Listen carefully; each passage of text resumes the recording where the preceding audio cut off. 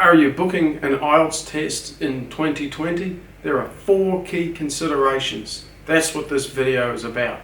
Number 1, you need to consider whether to take the test with IDP or the British Council. Your choice might depend a little bit on what country you're in. I suggest you consider these things. First of all, the price. Have a look at both organisations in your country. There could be slight differences in the price, or sometimes the difference can be quite large. So first of all, look at the cost. Probably they're roughly the same though. And perhaps a more important consideration is time slots. Have a look at both organisations because they may run tests on slightly different days, and so you might find that one fits your schedule better than the other.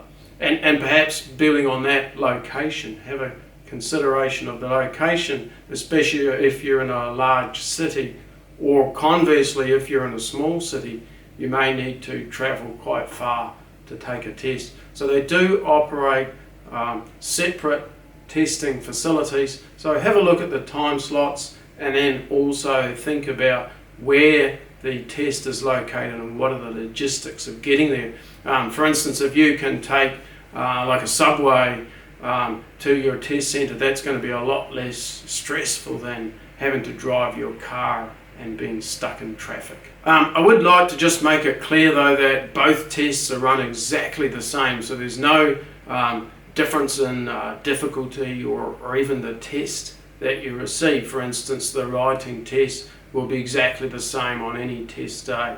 The examiners are trained exactly the same, sometimes even in the same room. I've been in the same room. I'm an IDP examiner. I've been in the same room as British Council, and we can train together, we can discuss grading criteria together. Essentially the criteria is the same, the training's the same. The difference is not really going to be IDP or British Council, it's going to be the particular examiner that you get on your test day. The second thing you might like to think about is whether you want to take a paper-based test or a computer test. And again, this could depend on your centre, the centre that you choose to take your test, and so it could vary a little bit by IDP or British Council. So what are the things to consider when you choose between a computer-based test and the sort of traditional pen and paper test? Well, first of all, you might want to think about whether you're comfortable writing by hand or you'd rather type on a computer. Obviously, if your handwriting's terrible, then you might like to take the test on a computer. If your computer skills are not great, if you're not a very fast typer, if you make a lot of typos, then the computer test may not be for you. So think about this aspect here, whether you prefer to handwrite or type on a computer. So I mean, if we consider the writing test, the handwriting, as long as the examiner can read it, there's not a problem. But once your handwriting can't be read, that's an issue. So that could be a reason why some people take the computerized test. And then some people might not like the computerized test because of the need to type and also the danger of making typos, sort of pressing the wrong key and having a mistake. Speaking test is obviously the same, so there's no difference with the speaking test. The reading test, there's some sort of pros and cons. One of the big advantages of the reading test in the computerized version is you have the text and the questions on the same screen. I really like this. This is a really good feature to be able to see the text and the questions at the same time. Whereas with the paper-based test, you've got to flick through pages and you're constantly looking back and forth, and this can be a little bit disruptive. However, I do have a tip for you. If you're taking the paper-based test, just take the staple out of the paper, and then it might be easy to put the text and the questions side by side. The test centre might not like it. Try not to let them see you doing it, but there's no rule against it. Just they're not really keen on it. Oh, and then make sure you get it stapled at the end of the test, just so it fell out. Don't really need to say anything, just ask them to staple it because you wouldn't want the papers to all get lost. When it comes to the listening test, you want to think about would you rather wear headphones? Some people like this, some people like the isolation, the lack of distraction to outside sounds. So some people like this. Or would you rather sit in a room with a speaker?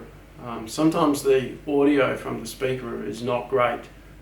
If you know your test centre has lousy audio, you're probably better doing the computer-based test. On the whole, I prefer computer-based test for listening. So if the listening test is really important to you, this could be an important consideration.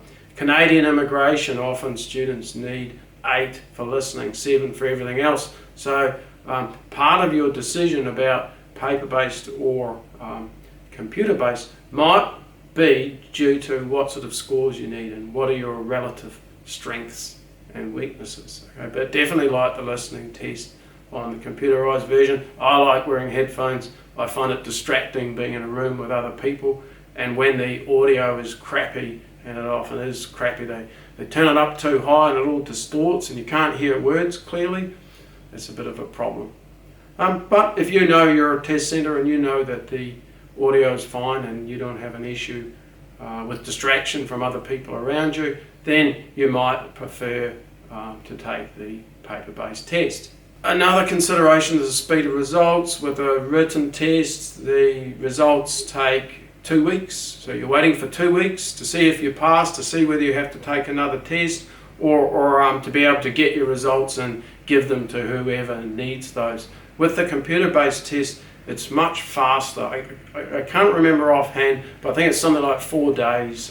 If someone knows, just put a comment below, and maybe I'll update this. I'll put a comment later below when I kind of remember what it is. But from memory, 4 days with the computer-based test. May vary due to your test centre too.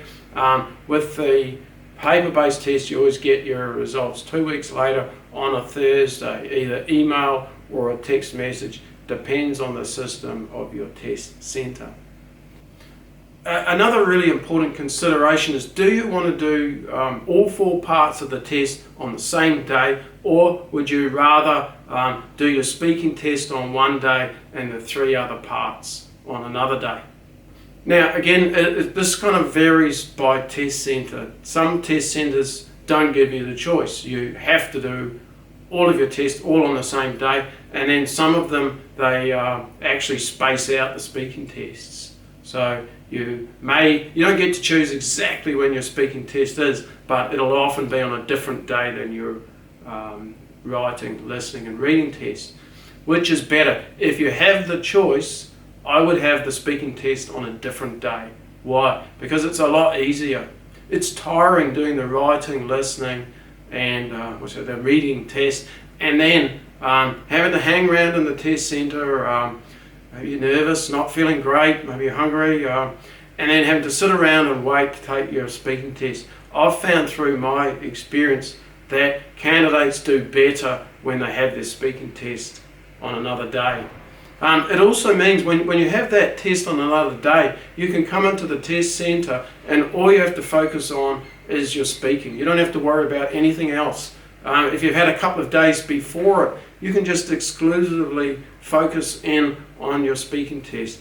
So overall, if you've got the option, take your speaking test on another day than the other parts of the test, because I think it increases your score.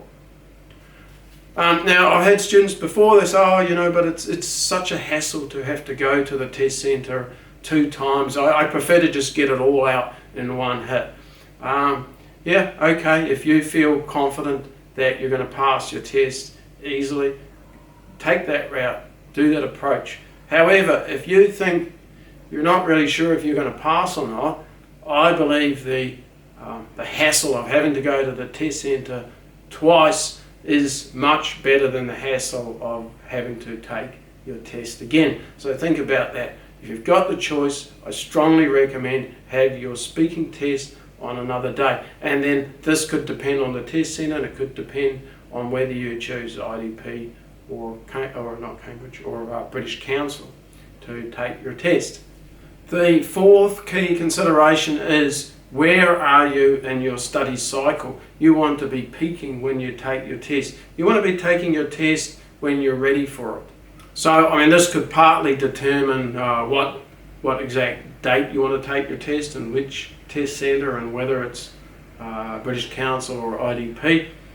Another key consideration when I'm talking about test cycles is the speaking test. Now, what happens with the speaking test is that every 4 months we get a new set of questions coming into the test. Some of the old ones stay there, but some of them disappear and a bunch of new questions get added in.